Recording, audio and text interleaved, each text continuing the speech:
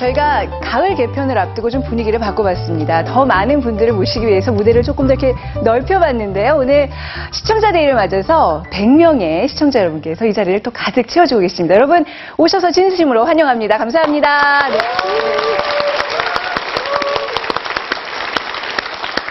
오늘 그 한류 열풍 얘기를 좀 하고 싶습니다. 뭐 드라마, 대중가요는 뭐 한류 열풍이 대단하잖아요. 근데 저 개인적인 바람이 있다면 이런 방송 프로그램, 명작 스캔들도 좀 외국 사람들이 많이 좋아하면 우리도 좀 그 한류에 같이 이렇게 좀 합류할 수 있지 않을까. 특히 굉장히 글로벌한 우리 두 박사님이 계시기 때문에 가능하지 않을까라는 생각을 하는데. 당연해요. 네, 당연해요. 왜냐하면 네.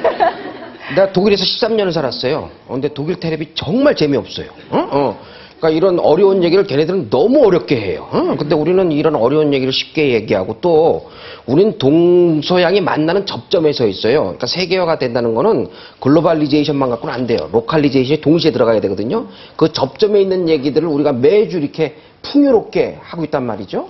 당연히 세계화 될 수 있는 거죠. 네. 왜냐하면 저는 이런 프로그램을 일본에서도 본 적이 없고 중국에서도 본 적이 없고 저 유럽 마찬가지고 그렇죠. 미국에서도 아직 이런 프로그램 없어요. 아트 프로그램은 있는데 이렇게 명작 스캔들처럼 이런 프로그램은 없더라고. 그래서 가능하겠다 그런 생각을 한 적이 있어요. 여러분 시청에서 박수 한번. 네. 자, 그래서 오늘도 전 세계에 알리고픈 우리의 미술 작품을 준비했습니다. 자, 오늘 명작을 공개하겠습니다. 자연은 예술혼의 원천이다.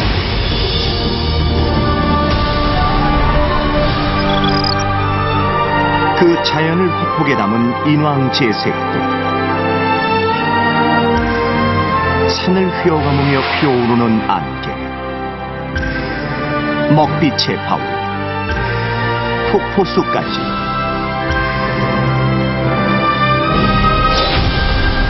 비온 뒤 인왕산이 화폭에 살아있다.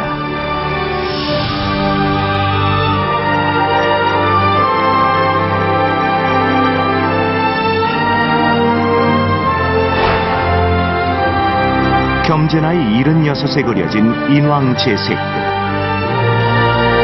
만년의 나이에도 불구하고 힘찬 붓줄의 생생함이 그림에 담겨있다.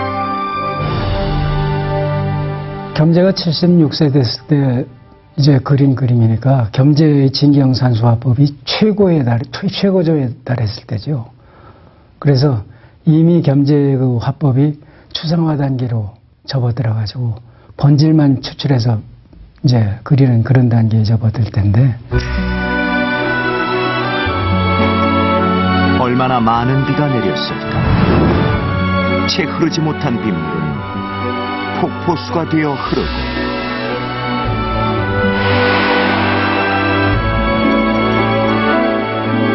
피어오르는 물안개는 자연 그대로의 모습을 넘는다. 비온 뒤 인왕산을 그린 인왕제색도는 진경산수하다. 단순히 베낀 자연광경을 그대로 묘사한 것이 아니라 즉 일종의 스케치나 사진 같은 그림이 아니라 그 안에 정신을 담고 있고 또 그 이전과 그 위에 없는 어떤 독자적인 양식과 이런 걸 이루었을 때 우리는 진경이라고 부르는 거죠. 그래서 칠경의 전통이 길었지만 겸재대에 이르러서 진경이라는 용어를 쓰는 것은 본질까지 드러낸 그 본질이라고 하는 우리 산천의 아름다움뿐만 아니라 그림으로서의 본질, 그림의 가치, 또 그림의 완성도 이런 것까지 포함한 의미죠. 고령의 화가가 포착해낸 자연의 아름다움.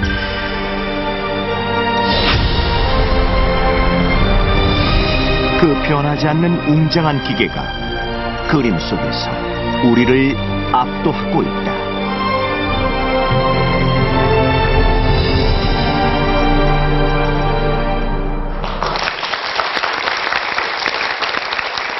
겸재 정선의 인왕제색도 벌써 그 근엄함이 아주 그 마음을 이렇게 울립니다. 그죠? 깊은 울림이 느껴지는데 어떤 느낌이 드세요? 이게 비 온 뒤의 풍경이란 말이죠. 근데 굉장히, 스산도 하고. 네, 저는 예. 저 풍경도 멋지지만 설중기려도처럼 저 집에 묘연의 여인이 있지 않을까. 저 집이요? 네, 그런 생각을 해봤습니다. 호기심 청년. 저 집에 과연 누가 살까가 궁금했다. 네. 저는요, 약간 바위 색깔이랑 전체적인 톤이 어두워서 굉장히 어둡고 쓸쓸하고 예. 외로워 보이고 그러네요, 느낌이. 네. 저는 이 그림이 매우 익숙해요. 왜냐하면 제가 경복고등학교를 나왔거든요.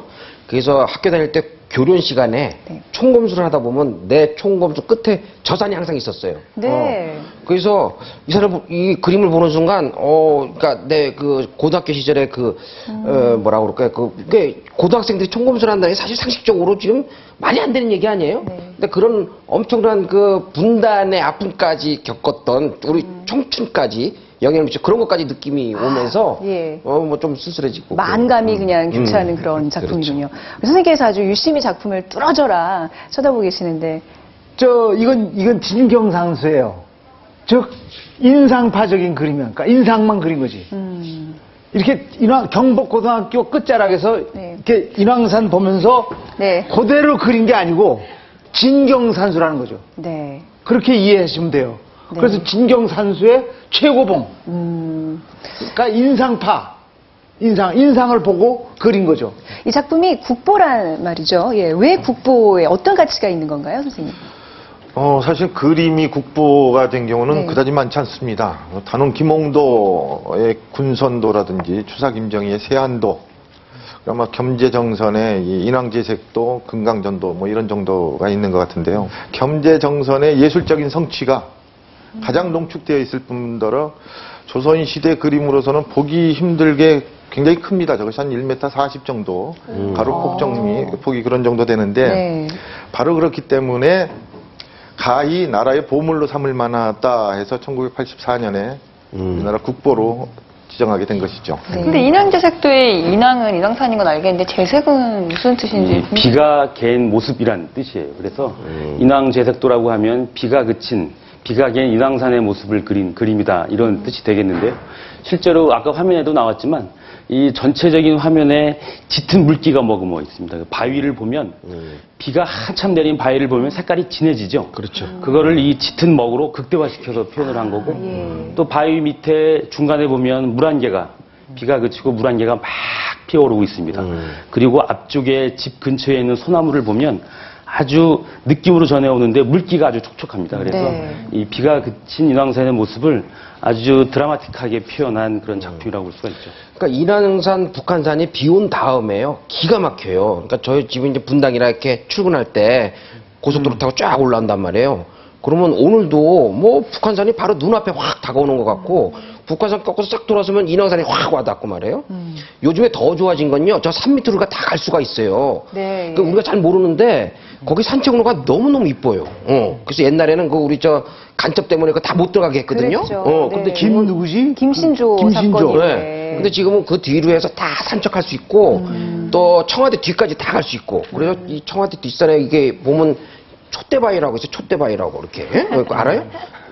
우리 애들은 발음을 좀 이상하게 해갖고 그렇게 하는데, 어쨌든 그 바위 밑에까지도 다 갈 수가 있어요. 이게 지금 촛대바위 아닌가? 아니, 그건 좀 조금 돌아가서 이제 청와대 뒤에 있는 사람들이 얘기하는 거예요. 그러니까 이 작품이 그려진 시점이, 그러니까 그 위치가 어디쯤인 거예요? 그러니까 그 경복고등학교에서 바라보는 그 모습인가요? 아니면 딱 딱 그 거기에 지점이에요? 거기 저 예. 네. 사실 알 수 이제 있어요? 네.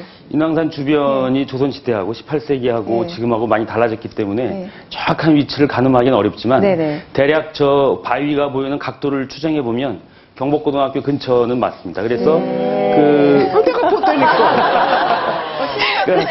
아니, 내가 얘기하면 왜 경복궁의 서북쪽, 그러니까 지금의 청와대 서쪽 있죠? 거기 보면 칠궁이라고 있는데 그 궁정동이죠. 그 근처에 좀 야트막한 언덕에 올라가서 아마 저거를 그렸을 것으로 추정을 하고 있죠. 그 예전에 다뤘던 김명국의 설중기려도를 보면 먹구름이